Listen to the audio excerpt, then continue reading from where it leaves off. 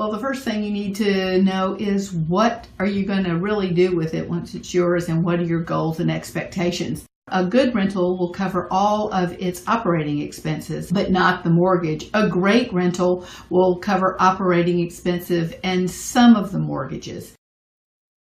If you're looking to maximize your cash flow on an investment, the more bedrooms and the more a property will sleep, the higher rental that it will command and the more in demand it will be.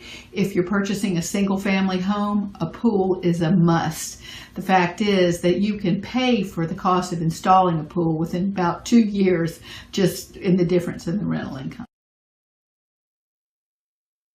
A short-term rental is a rental that rents by the week. A long-term rental is what rents usually by the month or mostly on an annual basis.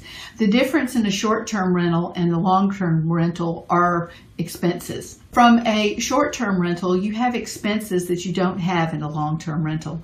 In a short-term rental, you have higher management fees, generally 25% versus 10 to 15% if you want the property managed on a long-term basis. You also have to pay for all your utilities. You have to pay for maid service in and out, and you generally have a little bit higher maintenance because you have more wear and tear as people come in and out of the property. On a long-term rental, you don't pay any of the utilities and you don't necessarily have to furnish it.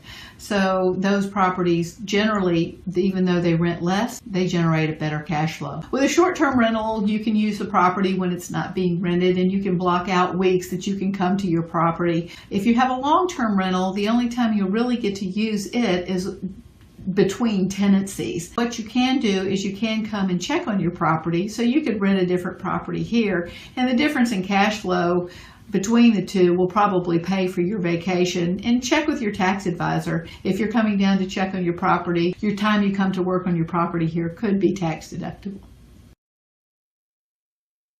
The ideal location for a short-term rental is generally going to be the closer to the beach you can get, because people would like to just walk to the beach and come home. You can drive to golf, you can drive to restaurants, tennis, but when you walk to the beach and come back, you carry a lot of sand and stuff with you. I've learned that over the years, that the closer to the beach, and it's a higher demand closer to the beach. More people want to walk to the beach than drive. The difference in maintenance on a house versus a condo: with a home, you're going to have to hire your own landscaper, hire your own maintenance people, hire your own garbage collector, hire your own pool people, whereas in a condo, all of that is included. In a condo, you don't have as many choices as how the property is run. For example, if they decide to paint it, then they decide to paint it. You can wait to decide when you want to paint a house or what color. Condo, you are pretty much have to go with what the committee says. But a condo, you can lock and leave, and you don't have to worry about if your landscaper shows up. So there are benefits to both. It really depends on you and your lifestyle.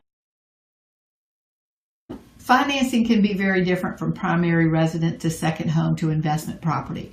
With a primary residence, you could even find some programs with 100% financing. Go FHA, 3.5% down, or conventional 95% down and under. With a second home or a investment property, you're generally going to have to put 20% down.